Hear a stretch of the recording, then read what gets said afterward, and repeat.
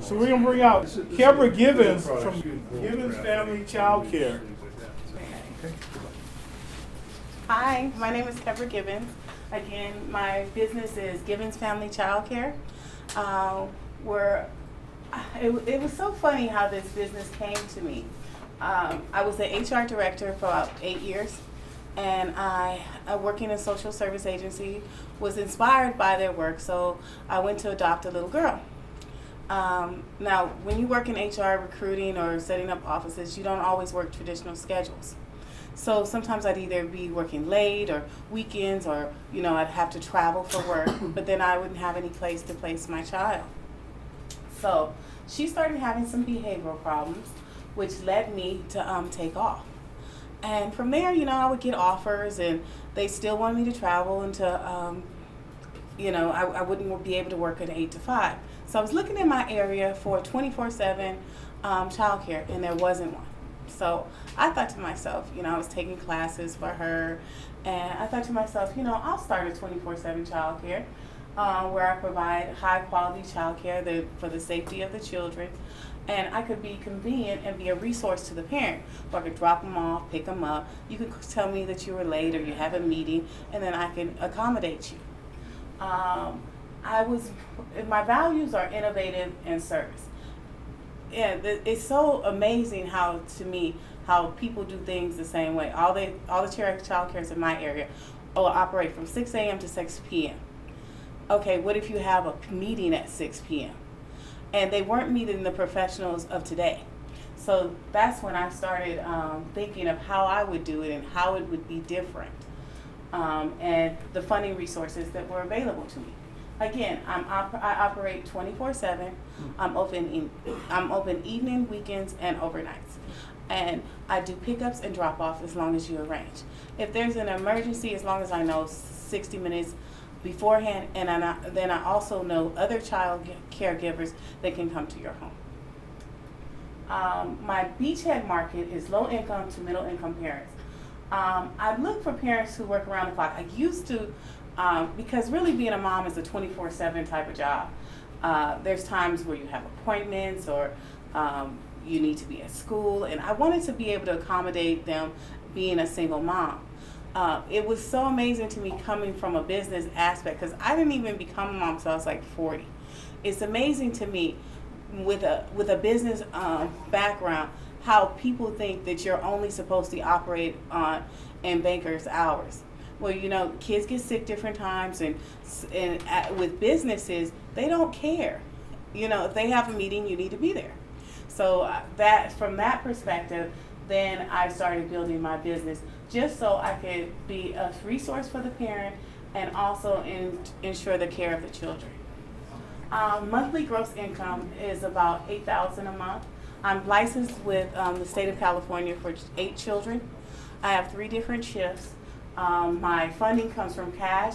Crystal Stairs is a funding resources that funds low income and those who are returning back to work. So, and they pay for the majority of it. It's about $1,000 a child. That's really my cash cow who I go after. DCFS pays a little less. Crystal Stair also has after 6 differential. My federal food program that I'm on is paid through, pays for all the meals for the children, and it's through the federal government.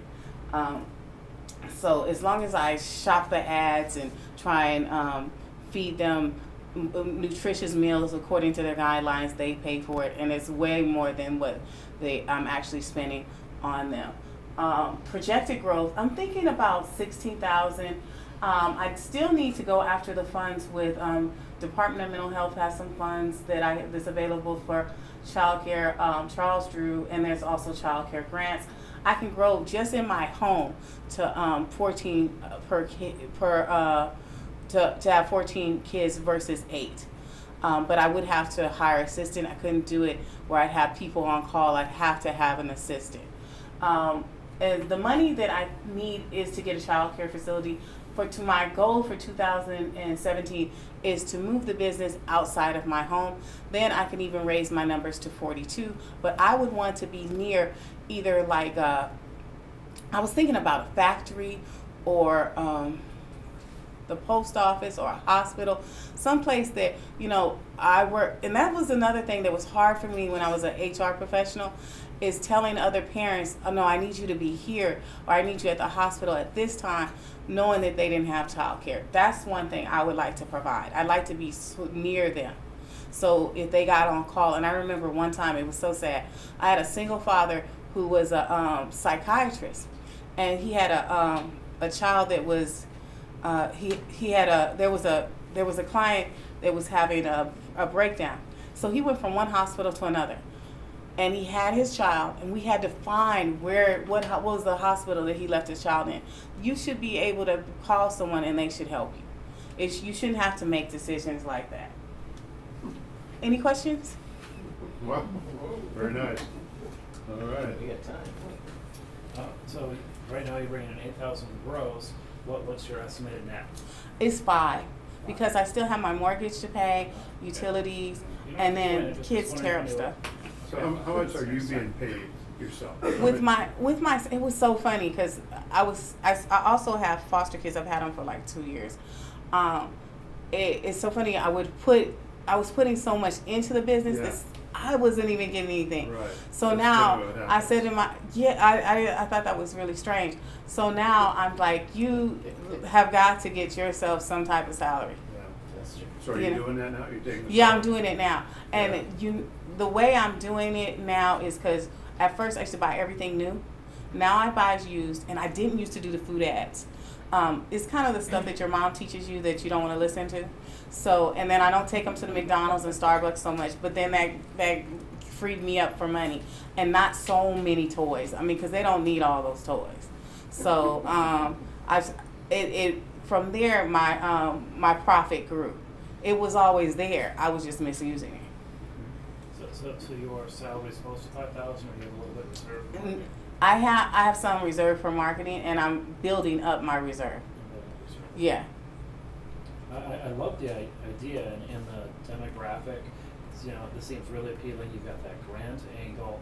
And having worked in a hospital then though too, I'm wondering, could you go back to your HR friends? Because I think this could be a good benefit that, not everybody would qualify for the age you're getting, but I would want to know the nurses and doctors taking care of me, they have a 24/7 option. My wife and I are two working folks who sometimes had to work past, 6, or when I was new, I got 7 o'clock classes. Mm-hmm. So, this is I'm just surprised I've never heard this idea before. Like I could have used this before my oldest turned 12. So the hospital, versus the factory, the hospital seems like the sweet spot with your background. I'm currently licensed from 0 to 12, but I was looking at the laws. You can leave I think they're 14 years old at home by themselves, but you can't leave them overnight. So I said to myself, once I grow, I have to change my license so I can and that's just a matter of documentation, because you can write down how many and what age or whatever. So you're not when you submit it. 24/7 now? No, I am 24/7, but when I go to But you're only 8. her age, I want. By age? Yes, yeah. Okay. So there's flexibility with my age because I could do older, because a lot of people don't want to leave their teenagers at home alone at night. So I was thinking about that, and if I do have some HR friends that do work in hospitals, so I would want to get close to there. I've been looking for property in different facilities. I'm in Compton right now, so I'm able to get different funding there, but I'm also looking at other areas too. Yeah, so you are in Compton now. Correct. So you're looking for... Mhm. The general area, what is staying at? General area or the city?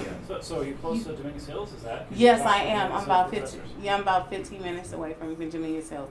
I'm on the borderline of Carson, but I've been when I was thinking about growing, I was thinking about hospitals. I was thinking about do I need to be near aerospace? Who's working 24/7? Who can't call in and say I can't make it? Well, they because of probably- my kid. They'll be busy, but they make too much, so that's why it's kind of Yeah, different market. it's right? weird. They're going to want upscale too, and they'll want new toys, but you can maybe charge more. Mhm. Compton, Inglewood, some of those hospitals make sense. So Correct. Your real estate decision will be really, really important. That's true. That's what I was just thinking. Yeah, you just really have to key on your demographic of who your main customer is going to be. Mhm. But you don't have to choose.